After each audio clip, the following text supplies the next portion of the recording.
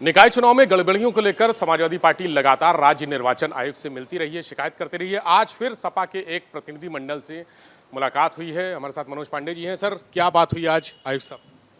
देखिए, आज मुख्य निर्वाचन आयुक्त साहब से हम लोग मिले थे और ख़ासकर रायबरेली का प्रकरण भी था कि जिस तरीके से रायबरेली में आदर्श चुनाव आचार संहिता को प्रभावित करने का काम सत्ताधारी लोगों ने करने का काम किया है। और ख़ासकर आज हमने जो मांग रखी है, आग्रह किया है राज्य निर्वाचन आयुक्त महोदय से कि जो मतगणना प्रारंभ हो उसके प्रथम राउंड से ही इस चीज़ को सुनिश्चित किया जाए कि हर राउंड की मतगणना समाप्त होते ही उस राउंड की घोषणा की जाए, किस पार्टी को, किस कैंडिडेट्स को कितने वोट मिले हैं, और तभी दूसरे राउंड की मतगणना प्रारंभ की जाए। हमने इस चीज़ का भी अनुरोध किया है कि जैसे हमारे यहाँ रायबरेली में हमारे यहाँ का जो कैंडिडेट्स है वो गंभीर रूप से बीमार है और जिस दिन वोटिंग हो रही थी इलेक्शन एजेंट्स को जबरन नज़रबंद कर दिया गया बिना किसी आदेश के, जिससे निश्चित रूप से समाजवादी पार्टी को काफ़ी नुकसान हुआ है। ये भी आग्रह किया है कि इलेक्शन एजेंट्स को, चूँकि हमारा प्रत्याशी बीमार है, वो चुनाव के मतगणना में नहीं भाग ले पाएगा और जो नियम है कि इलेक्शन एजेंट्स उसमें रह सकता है, उसको जबरन किसी षड्यंत्र के तहत रोका ना जाए, उसको मतगणना में शामिल किया जाए।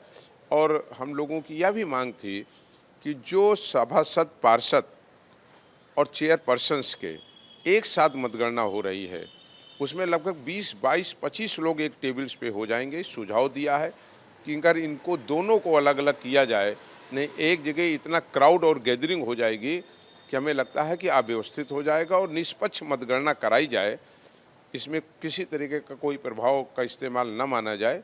यही आग्रह और निवेदन हम लोगों ने इलेक्शन कमीशन से किया है। स्वार और 96 उपचुनाव में आज वोटिंग हो रही है, उस पर भी समाजवादी पार्टी ने तमाम गड़बड़ियों के आरोप लगाते हुए ट्वीट किए हैं। नहीं, निश्चित तौर से देखिए, तमाम बूथों पर ये शिकायतें आई। कहीं ईवीएम मशीन नहीं काम कर रही है, कहीं मतदाताओं को वोट नहीं डालने दिया गया, कहीं तमाम जगह वहाँ के कर्मचारियों की भी कंप्लेंट्स आ रही है कि जो खासकर जान जा रहे हैं कि समाजवादी पार्टी के मतदाता हैं, उनकी कमियां निकाल करके उन्हें वापस किया जा रहा है।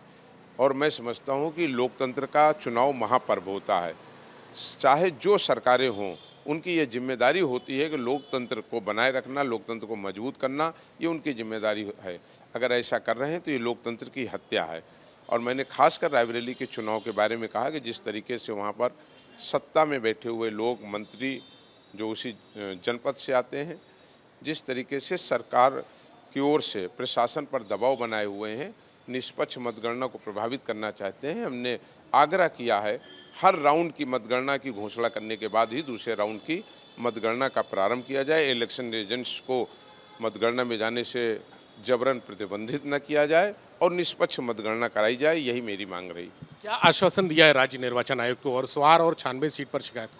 देखिए, हम सबके साथ हमारे माननीय विधायक अरमान साहब, हमारे बहुत ही सीनियर विधायक हमारे सुल्तानपुर से ताहिर भाई, माननीय विधायक हमारे विनोद चतुर्वेदी जी, हम सब लोगों ने मिलकर के जो बात की है उसमें उन्होंने आश्वासन दिया है कि हम इसमें निष्पक्ष मतगणना कराएंगे और इसके लिए जिला प्रशासन से भी बात करेंगे और जो प्रदेश स्तर की चीज़ें हैं उसको भी हम देखेंगे कि हर राउंड की घोषणा तत्काल किया जाए, उसके बाद दूसरे राउंड की काउंटिंग प्रारंभ की जाए।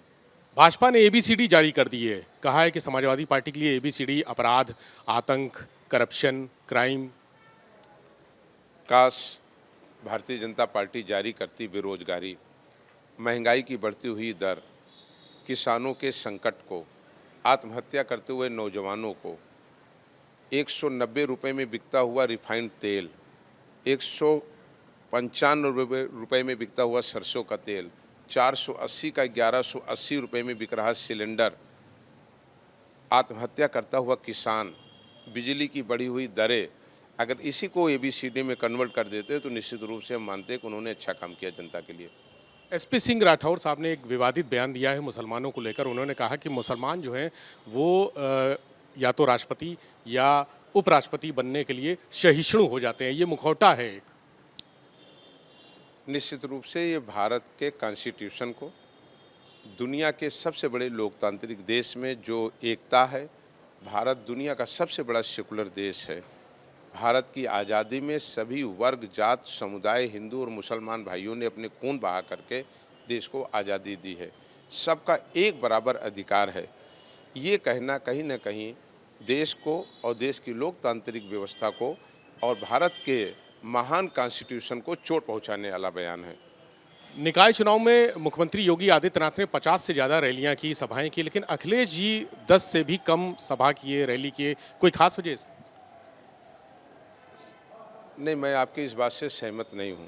पूरी समाजवादी पार्टी माननीय राष्ट्रीय अध्यक्ष जी के दिशा निर्देशन में और नेतृत्व में जिले जिले में हर टाउन एरिया में एक एक कार्यकर्ता ने मजबूती से चुनाव लड़ा है और उसमें हमारा दिशा निर्देशन हमारे राष्ट्रीय अध्यक्ष जी लगातार उसकी मॉनिटरिंग करते रहे। जहाँ जिसकी ज़रूरत हुई वो वहाँ गया। कल दूसरे चरण के लिए वोट पड़ेंगे, क्या तैयार?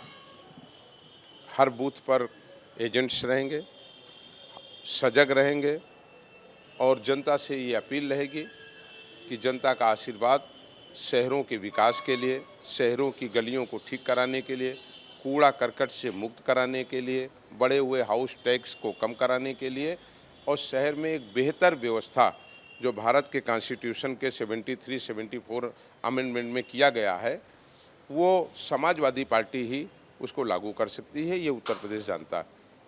इस बार निकाय चुनाव में समाजवादी पार्टी अपने आप को कहाँ देख रही है? समाजवादी पार्टी का पुराना रिकॉर्ड देखिए, टाउन एरिया और नगर पालिकाओं में सदैव समाजवादी पार्टी का दबदबा रहा है और आपको आने वाले दिनों में जो परिणाम आएंगे नगर निगम में, आपको महसूस होगा कि समाजवादी पार्टी ने बहुत मजबूती से अपने को खड़ा किया है और अपने को वहाँ पर अपना अच्छा प्रदर्शन करने का काम किया और हम जीतेंगे कई नगर निगम। बहुत शुक्रिया मनोज पांडे जी, समाजवादी पार्टी विधानमंडल दल के मुख्य सचेतक हमारे साथ थे। आज उन्होंने निर्वाचन आयोग से के कार्यालय जाकर मुलाकात की है, राज्य निर्वाचन आयुक्त से मिले हैं और कहा है कि निष्पक्ष तरीके से जो गिनती है वोटों की वो हो। इसके अलावा बहुत सारे सुझाव भी दिए हैं। कैमरा सहयोगी प्रमोद के साथ विवेक त्रिपाठी, एबीपी गंगा, लखनऊ।